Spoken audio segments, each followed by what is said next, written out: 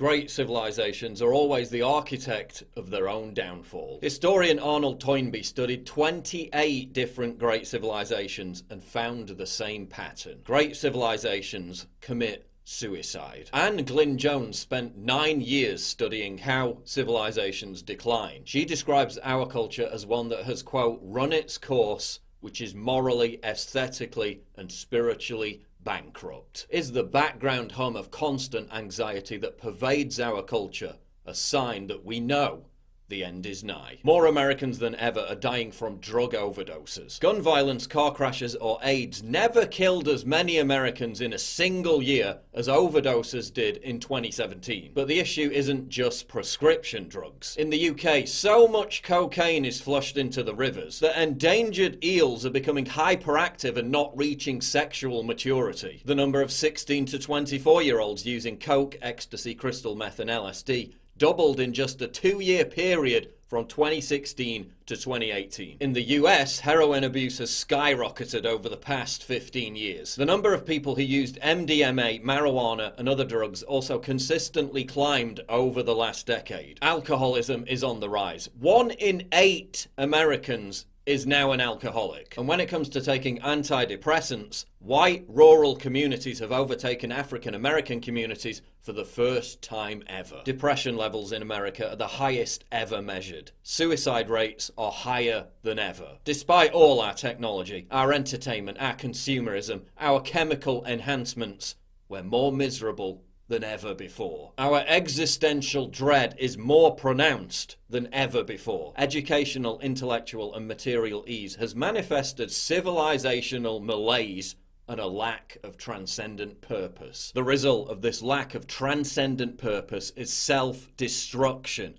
not merely on a personal, but on a population scale. Technical sophistication has been accompanied by mass incompetence in the art of living. When a society has no purpose to believe in, it self-immolates. There's only so far that quasi-religious devotion to yoga, Starbucks pumpkin-spiced lattes, and Whole Foods kale shakes can go. The latest iPhone can only distract you from the nagging voice of conscience for so long. Endlessly consuming products will never satiate the soul. We live in the ruins of a civilization that has lost faith in itself. A civilization that is constantly lectured it must be ashamed of itself and slowly subverted and destroyed from within as the only form of repentance. And if you're wondering how we wound up in the dark age we're currently living through, this is how we did.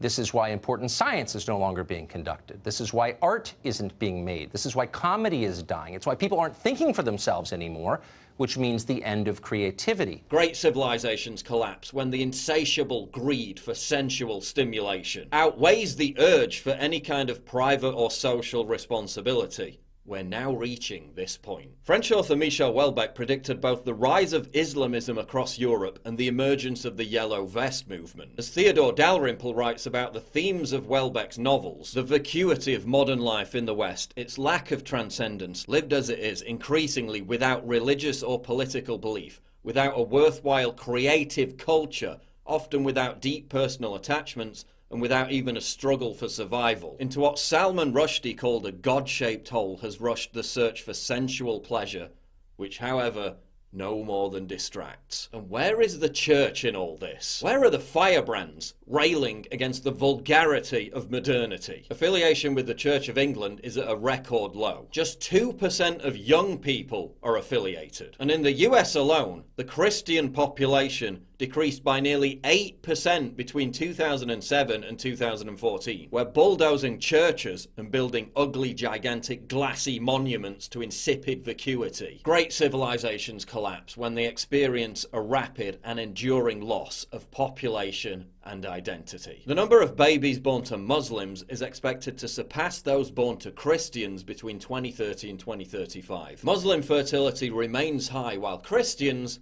are literally dying out. Meanwhile, the global leader of the Catholic Church is the biggest cheerleader for his own flock's decline. If only there was a religious leader who understood the peril that we're in. On vous sent inquiet pour le monde occidental. Qu'est-ce qui vous inquiète? Vous savez, la plus grande inquiétude, c'est que l'Europe ne veut plus ou a perdu le sens de ses origines. Il a perdu ses racines. Or, un arbre qui n'a pas de racines, il meurt. Et j'ai peur que l'Occident meure. Il y a beaucoup de signes. Voyez-vous, beaucoup de signes. Pas plus de natalité. Et vous êtes envahi quand même par d'autres cultures, d'autres peuples qui vont progressivement vous dominer en nombre et changer totalement votre culture, vos convictions, vos valeurs. And where are conservatives in all this? Giving giant corporations huge tax breaks so they can import vast quantities of people from the third world and then pay them slave wages, while white Americans addicted to opioids live lives of atomized, nihilistic hopelessness. Is that conservatism? At this point, what exactly are we conserving? Those GDP numbers, though. Is it conservative to allow Amazon to pay $0 in taxes on $11.2 billion on profit for 2018? And for progressives, so long as Jeff Bezos' virtue signals the right identity politics, who cares, right? Great civilizations collapse when the economy serves not to elevate, but to denigrate the population. We're now reaching this point. Our entire economy has become centered around a crony capitalist system that eviscerates the family, leading to atomization, misery, and depression. In 2015, a study by the decidedly non-conservative Brookings Institution found that falling male wages caused about a quarter of the decline in marriage rates over the past 35 years. 2 years later, MIT researchers found that when factories close, marriage rates go down and single parenthood becomes more common. And that, as you could guess, causes a higher proportion of children to wind up on drugs or in prison. So it's not a small thing. And by the way, many other studies have reached the same conclusions over long periods of time. This is real. As French philosopher Eric Zemmour outlines, the elite have stopped caring about native populations. Why? Because those populations no longer tolerate stagnant wage growth and diminished job prospects, simply to enslave themselves as a servant class for the elite. That's why they're on the streets rioting. So far easier for the elite just to replace them with robots and a third world slave class. Great civilizations collapse when the supply of labor outstrips demand. We're now reaching this point. Great civilizations collapse when wealth inequality runs rampant. We're now reaching this point. Great civilizations collapse when the elite debases the currency to hide financial problems. We're now reaching this point. And the Democratic Party, for whatever reason, is not trying to address those problems.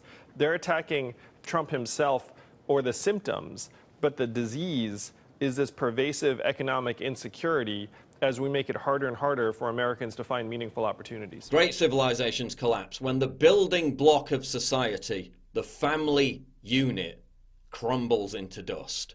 We're now reaching this point. While Muslims in the West unite to rally around protection of their children, we treat ours like an unwanted medical waste product. While Muslims in the West refuse to allow their kids to be indoctrinated with warped sexual propaganda, we dress up ours as drag queens, parade them on television, and demand everyone embrace it as normal. It's not normal. There's something deeply wrong with what we've become. Now, for all its barbarity, at least Islam provides its adherents with some sense of meaning and fulfillment. Time to join the winning team. Allahu Akbar, Allahu Akbar. The Mayan civilization collapsed when the Spanish invasion inflicted upon it a foreign culture intent on spreading its own systems of faith and governance. Beginning to notice any parallels? Historically, the movement toward androgyny occurs in late phases of culture. Okay, as a civilization is starting to unravel. Okay, and that you can find it again and again and again through history in the Greek art. Okay, you can see it happening. All of a sudden, okay, there's a kind of the sculptures of handsome nude young men athletes that used to be very robust. Okay, in the archaic period, suddenly began to seem like wet noodles. Okay, toward the end. Okay, and that the people who live in such periods, a late phase of culture, whether it's the Hellenistic era, whether it's the Roman Empire, whether it's the Mauve decade of Oscar Wilde in the 1890s, whether it's Weimar Germany. People who live at such times, okay, feel that they're very sophisticated, they're very cosmopolitan, okay, and homosexuality, heterosexuality, so what, anything goes, and so on. All right, and so, from the perspective of historical distance, okay, you can see that it's a culture that no longer believes in itself, okay, and then what you invariably get are people who are convinced of the power of heroic masculinity, okay, on the edges, whether they're the Vandals and the Huns, okay, or whether they're the barbarians of ISIS, okay,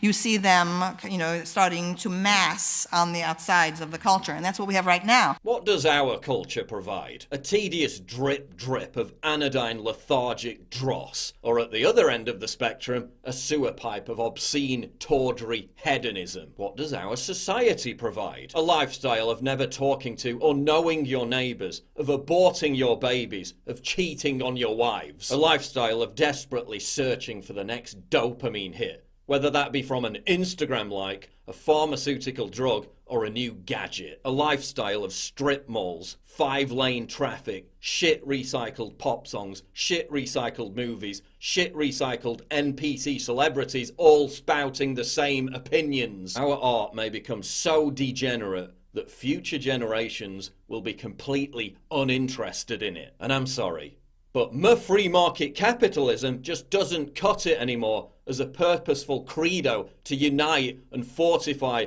Western civilization. It takes much more than an increasingly unjust economic system to maintain a civilization, which is why the enemies are at the gates, waiting to take over. Which is why socialist vulture demagogues are busy licking their lips. We've abandoned the Enlightenment values that built Western civilization. We've abandoned the idea that family is fundamental to community strength and happiness. We've abandoned high culture in favour of lowbrow junk culture. We've abandoned stoic strength of character in favour of chemical dependence. We labour under an economic and political system that has abandoned us. We collectively killed God. We're left with nothing authentic to believe in. That's why everyone's on drugs. That's why everyone's nihilistic. That's why everyone's unhappy. What's the solution?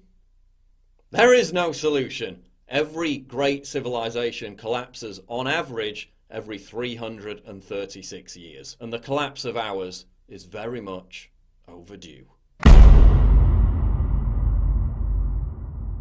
Please click the big red button to subscribe. It really helps me when you do that. And click the bell to allow notifications so you never miss a new video.